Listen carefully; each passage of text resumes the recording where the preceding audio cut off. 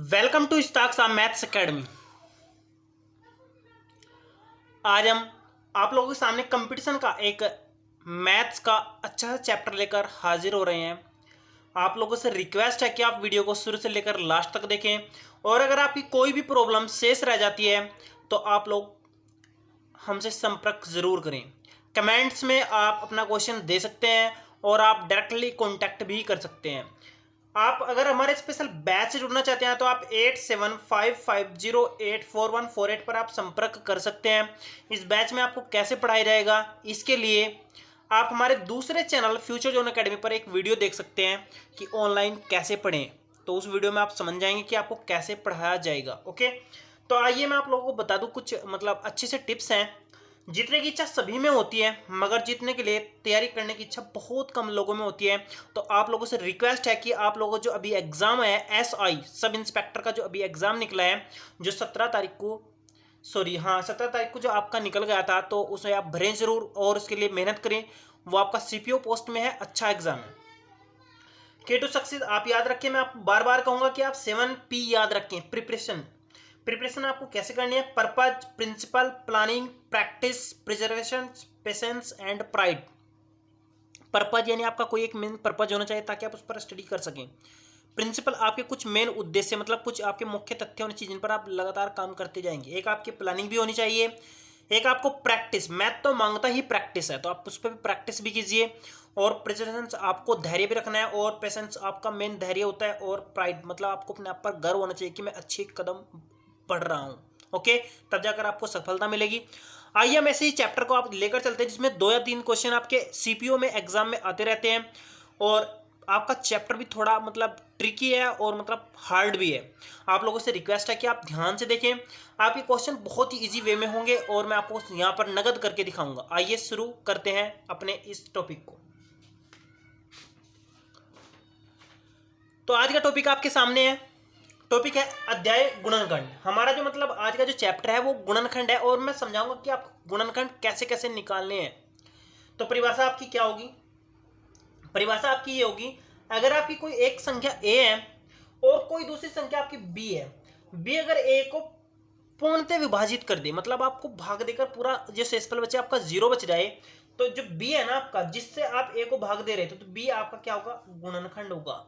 किसका? a का। Example देखिए आप लोग, मान लो मैंने यहाँ पर 16 लिख दिया और मैंने 16 को 8 से भाग दी, 8 से भाग देने का आपका 2 आ गया तो ये 8 आपका क्या कर रहा है? टोटली भाग दे रहा है, क्योंकि जब आप ऐसे करके भाग देंगे तो आपका देखिए शेषफल 0 बच रहा है। तो ये जो आपका 8 है ये आपका क्या होगा? एक 16 का गुणनखंड होगा। क्लियर बात? ये किसका? 16 का एक गुणनखंड होगा। एक तरीका और भी है इस बात को समझने के लिए, वो क्या तरीका है कि आप इसको ऐसे समझ सकते हैं, जब किसी संख्या को किसी दूसरी संख्या से भाग देकर शेषफल 0 बचता है तो दूसरी संख्या आपकी क्या होती है? गुणनखंड होती है। क्लियर बात?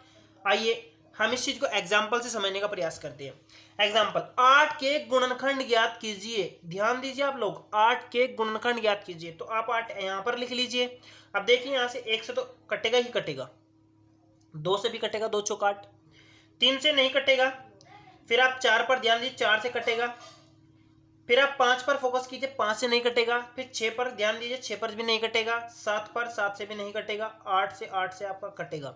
तो आपके जो गुणनखंड हुए 1 हुआ, 2 हुआ, 4 हुआ, 8 हुआ, ये टोटल आपके क्या हो गए? गुणनखंड हो गए। तो क्लियरली आप इसको ऐसे चेक कर लेंगे। ओके, अगर मैं यहाँ एक चीज नोटिस करूं तो यहाँ पर टोटल जो आपके गुणनखंड आए वो कितने? 4 आए। टोटल गुणनखंड आपके कितने हैं?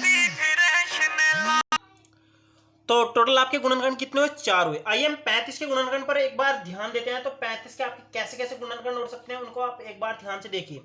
तो यहाँ पर आपका एक तो सभी का गुणनखंड होता है। क्लियर बात? फिर आप देखिए 2 से नहीं कटेगा, 3 से नहीं कटेगा, 4 से भी नहीं कटेगा, 5 से कट जाएगा, 5 से 35 तो 5 आ जाएगा, 6 से नहीं कटेगा, 7 से कट जाएगा, 7 पन्नी 35। क्लियर बात? तो आगे बढ़ते हैं। उसके बाद ये किसी से भी नहीं कटेगा, क्लियर कटेगा 35 से। तो आपका जो गुणनखंड हुए वो 1, 5, 7 और 35 हो गए हैं। टोटल गुणनखंड आपके कितने हुए? 4 हो गए हैं। इस चैप्टर में ज्यादातर फोकस हमारा काउंटिंग की तरफ रहेगा कि किस चीज के कितने गुणनखंड होते हैं और सम गुणनखंड आपके कितने होंगे, इन चीजों पर हम ज्यादातर फोकस करेंगे। तो आइए मैं कुछ आपको टिप्स बता दूं कि कौन कौन से टिप्स हैं ताकि आप लोग उनके बेस पर क्वेश्चन को हल कर सकें। तो देखिए आप लोग ध्यान से कुछ सामान्य बातों का आप ध्यान रखें। एक यानी जो आपकी संख्या होती है ना एक, वो प्रत्येक संख्या का एक गुणनखंड होता है। ओके, एक को छोड़कर प्रत्येक संख्या के कम से कम 2 गुणनखंड जरूरी होते हैं। यह बात भी आप ध्यान रखना।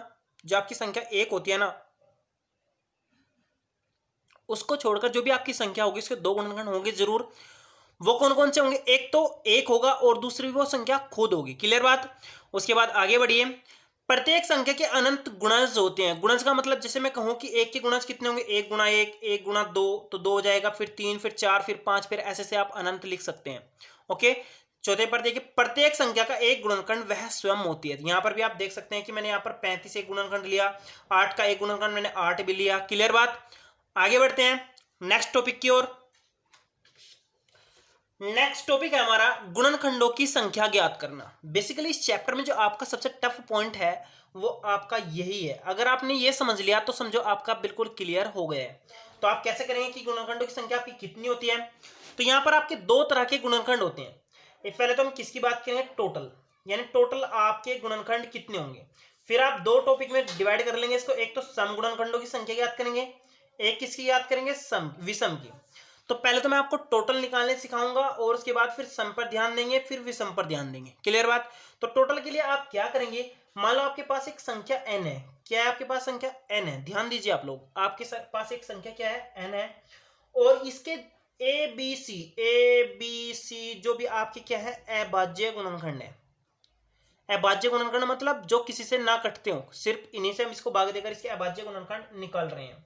उसके बाद ध्यान दीजिए आप लोग, तो आपके जो कुल गुणनखंडों की संख्या होगी वो क्या होगी? अगर ये आपकी संख्या n बराबर a की पावर p, b की पावर q, c की power r dot dot dot ऐसे हो, तो आपके जो कुल गुणनखंड होंगे, यानी मैं टोटल गुणनखंड की बात कर रहा हूं, तो कुल गुणनखंड आपके कितने होंगे? वो होंगे p प्लस 1 गुणा q प्लस 1 गुणा r प्लस 1 डॉट डॉट, यानी जो भी आपकी पावर होगी उसमें एक ऐड करके आप ऐसे गुणा करते चले जाएंगे। क्लियर बात? तो आपके सारे सारे कुल गुणनखंड निकल जाएंगे। ओके, समझ गए ना आप लोग कैसे निकलेंगे? आपको जो पावर होंगी उनकी पावर में एक एक ऐड करके और उनमें आपस में गुणा कर देंगे। गुणा करने के बाद आपके टोटल गुणनखंड निकल जाएंगे। आइए अब हम सम की बात करते हैं। अगर आपको सम निकालने हैं, क्या निकालने हैं? आपको सम गुणनखंड निकालने हैं। क्या निकालने हैं? सम गुणनखंड निकालने हैं। तो आपको क्या करना होगा? तो आपके जो सम होते हैं ना, जैसे मान लो आपका अगर यहां पर जो संख्या थी आपकी n थी, वो a की पावर मैंने p मान ली, b की पावर मैंने q मान ली और c की पावर मैंने r मान ली। तो आप यहां पर फोकस कीजिए। मान लो आपका a क्या है? सम है। अगर आपकी a क्या है? एक संख्या सम है, तब आपकी जो सम की संख्या होगी वो सम जो आपके कुल होंगे वो होंगे p। जो भी आप इसकी घात रखेंगे वो आपकी सेम रह जाएगी और बाकी सबका प्रोसेस वही, यानी आप पावर में एक ऐड करके गुणा करते चले जाएंगे। अगर बात करें विषम की, विषम में आपका क्या होगा? जहां पर ये आप p लिख रहे हैं ना, यहां पर आपका 1 आ जाएगा। क्या आ जाएगा? 1 आ जाएगा। यानी आप क्या करेंगे? यहां पर जो विषम होंगे ना आपके, वो 1 गुणा यहां पर q plus 1 r plus 1 dot dot dot same रह जाएगा। सिर्फ आपको यहां पर एक चीज पर ध्यान देना है। यहां पर आपका अगर सम में यहां पर 1 हट जाएगा और विषम में आपका जहां पर p प्लस 1 लिख रहे थे वहां पर आपका 1 आ जाएगा। इस चीज को हम अच्छे समझने के लिए हम क्वेश्चनों पर ज्यादा फोकस करेंगे और क्वेश्चन को ही आप ध्यान से समझिए। मैं आपको क्वेश्चन बहुत अच्छे से कवर कराऊंगा। देखिए आप लोग क्वेश्चन 24 के सम गुणनखंडों की संख्या ज्ञात कीजिए। अब आप 24 के सम गुणनखंड ज्ञात करेंगे तो आप लोग देखिए, मैं आपके सामने निकाल कर भी दिखाऊंगा। तो मैंने यहाँ पर 24 लिख लिया। 24 को मैंने ऐसे डिवाइड करना स्टार्ट कर दिया। तो जब मैं डिवाइड करूंगा तो देखिए 2 से काटेंगे तो 2 से 12 आ जाएगा, फिर 2 से काटा तो 6 आ जाएगा, फिर 2 से काटा तो 3 आ जाएगा, फिर 3 से काटा तो 1 आ जाएगा। तो यहाँ पर देखिए 2 की पावर आपकी 3 हो गई और 3 की पावर आपकी 1 होगी। मैंने कहा आपके सम गुणनखंड याद करने, तो सम यहाँ पर आपका 2 है, 2 की पावर आपकी 3 है, तो 3 आप सेम लिख देंगे। ये आपका p है, 3 आपका क्या p है। और जब आप यहाँ पर क्यों की बात करेंगे, क्यों प्लस 1 लिखना है, तो यहाँ पर 1 है, 1 प्लस 1 आपका कितना हो जाएगा? क्यों प्लस 1, तो आपका 3 गुणा 2, यानी टोटल आपके कितने हो जाएंगे? 6 हो जाएंगे। अब मैं इसको प्रैक्टिकली आपको दिखाता हूँ कि कितने होते हैं।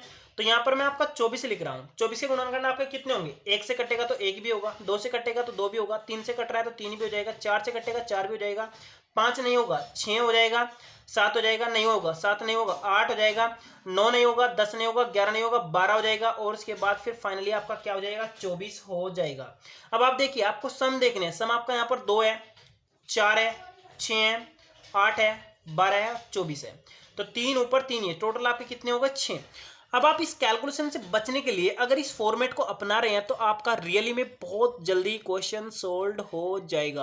क्लियर? आपको क्या करना है, आपको इस फॉर्मेट पर ध्यान देना है। पहले आपने यहाँ पर पावर करके लिख ली, 2 की पावर 3, 3 की पावर 1। फिर आप जो सम संख्या होगी, देखिए आपकी सम संख्या कितनी थी? 2 थी। तो आपने 2 की पावर जो 3 थी उसको आपने पी माना, पी आपने सेम लिखा। फिर आपका क्यों जो था वो 1 हो गया, क्यों प्लस 1 कर दिया आपने, तो यहाँ पर 3 गुणा 2 आपका टोटल मान कितना हो गया? 6 हो गया है। तो आइए एक और क्वेश्चन करने का प्रयास करते हैं। 5000 के कुल सम गुणनखंडों की संख्या ज्ञात कीजिए। तो देखिए कितना बड़ा टर्म हो जाएगा। तो 5000 को पहले आप 2 से भाग करेंगे तो आपका 2500 हो जाएगा। फिर आप 2 से डिवाइड करेंगे तो आपका कितना हो जाएगा? 1250 हो जाएगा। फिर आप 2 से डिवाइड करेंगे तो 2 छंग 12, 2 दूनी 4, 625 हो जाएगा। फिर आपका 2 से बिल्कुल भी डिवाइड नहीं होगा, तो 5 2 7, 7 से 13, 3 से भी डिवाइड नहीं होगा तो 5 से ही कटेगा।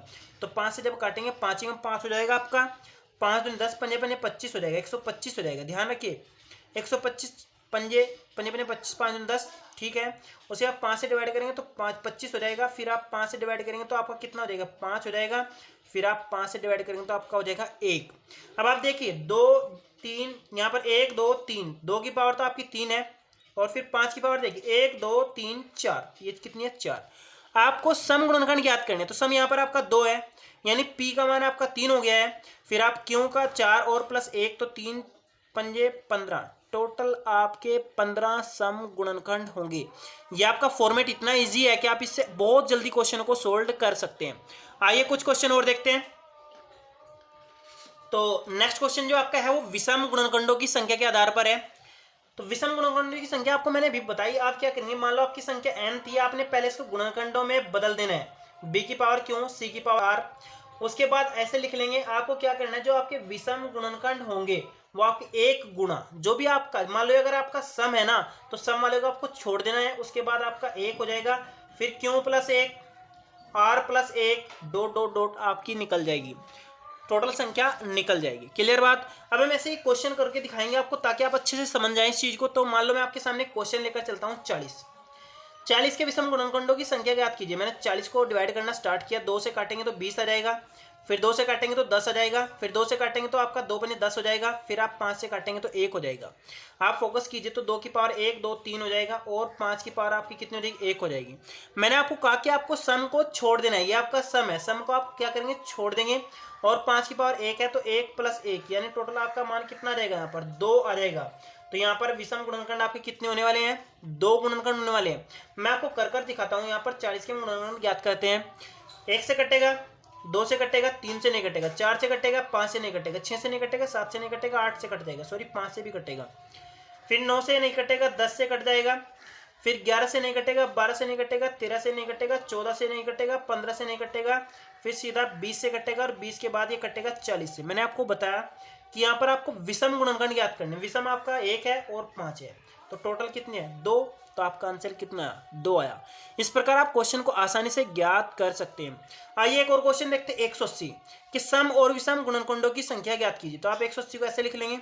फिर 2 से डिवाइड करेंगे 90 आ जाएगा। फिर 2 से काटेंगे 45 आ जाएगा। फिर 2 से काटेंगे तो आपका कटेगा नहीं, 3 से कटेगा तो 15। फिर 3 से काटेंगे, 3 पंजे 15। फिर 5 से काटेंगे तो 1। तो यहाँ पर 2 की पावर 2 हो जाएगी, 3 की पावर 2 हो जाएगी, और 5 की पावर 1 हो जाएगी।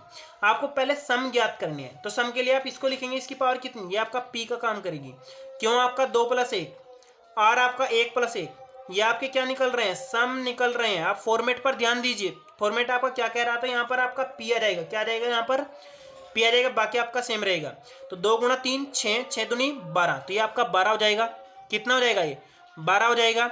और यहाँ पर आप फोकस करें कि जब आप विषम ज्ञात करेंगे तो विषम में आपको ये छोड़ देना है। तो जब आप इसको छोड़ देंगे तो यहाँ पर 3 गुणा 2 हो जाएगा, यानी 6 हो जाएगा। तो आपके देखिए सम और विषम निकल गए। अगर आपसे कोई टोटल पूछ ले तो टोटल आपके 18 ही होने वाले हैं। तो निकाल कर दिखाऊं आपको टोटल आप कैसे निकालेंगे? यहाँ पर आपका टोटल होता है formula P plus 1 Q plus 1 r plus 1 सबकी पावर में 1 ऐड करके गुणा कर देनी है।